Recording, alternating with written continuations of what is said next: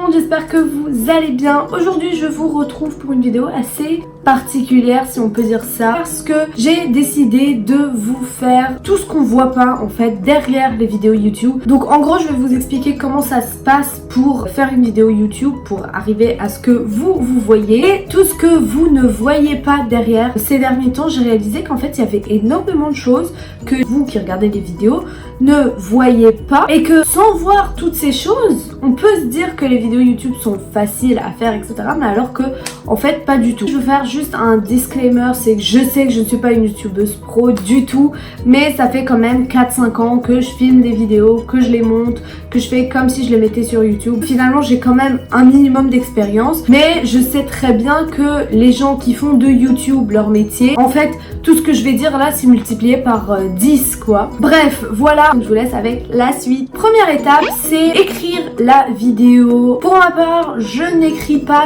toutes mes vidéos, mais quand même la plupart. Surtout quand c'est une vidéo où je parle beaucoup, il faut que je prépare ce que je vais dire. Par exemple, cette vidéo là, elle est écrite. C'est pas un script que j'apprends par cœur et que je récite, pas du tout. J'écris les idées principales et puis après je les explique en les filmant. J'aime l'étape de l'écriture. C'est juste que l'inspiration vient à des moments vraiment très particuliers et que ça vient pas à n'importe quel moment. C'est-à-dire, si je prends mon cahier maintenant et je me dis allez j'écris, ça vient pas, ça arrive comme ça, je suis assise et puis hop, ça arrive. La plupart du temps c'est avant de dormir, je sais pas pourquoi, et puis je prends mon cahier et je commence à écrire. Je sais que si je me réveille le lendemain, après j'aurais oublié. Mais le plus grand truc, en tout cas pour moi, c'est que j'ai plein de vidéos que j'ai écrites et puis qui n'ont jamais vu le jour. Je reste à écrire les vidéos avec des idées sympas et puis des idées dans le montage et tout, j'écris tout. Et puis finalement les vidéos, je les fais pas. Par exemple, j'avais préparé une vidéo 5 films de Noël à voir. J'avais écrit les films, le résumé des films, etc.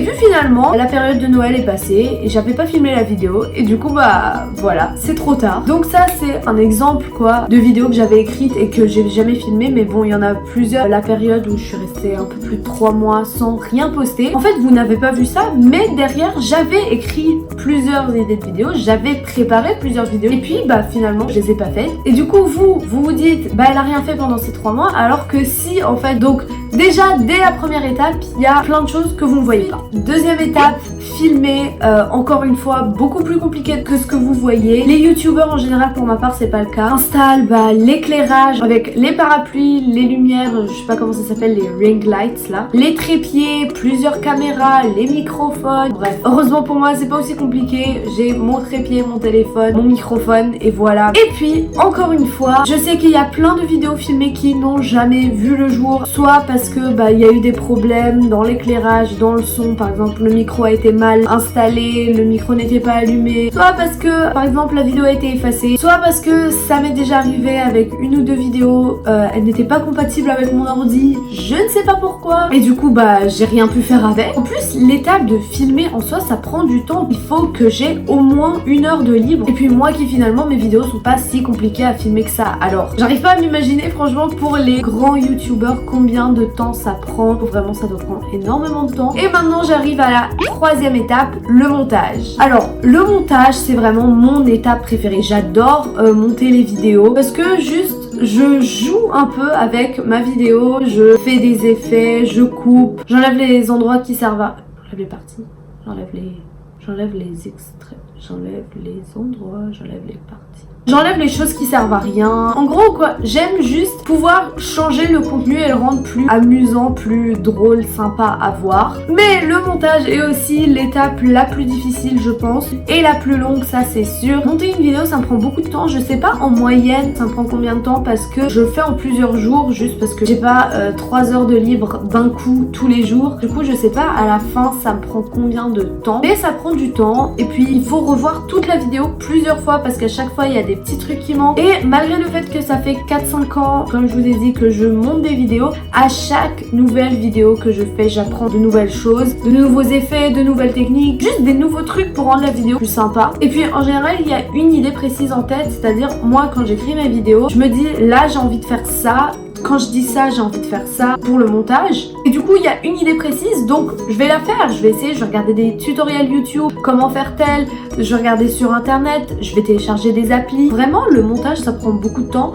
Et puis, encore une fois, ça, on ne voit pas. C'est-à-dire, par exemple, juste pour vous faire l'effet là de l'intro quand on écrit comme un clavier, quoi. Regardez, comme ça. Ça m'a pris beaucoup de temps pour savoir comment faire. Bon, finalement, c'est pas difficile. C'est juste des trucs qu'on a petit à petit, qu'on essaye. On essaye de nouvelles choses et puis voilà. Je vais dire autre chose. Et encore une fois, plein de vidéos déjà montées, préparées, faites, qui ne voient pas le jour. Je sais pas pourquoi, mais voilà. Donc bref, voilà en gros, en ce qui concerne mes vidéos, les 3 étapes sont l'écriture, le filmage, le film.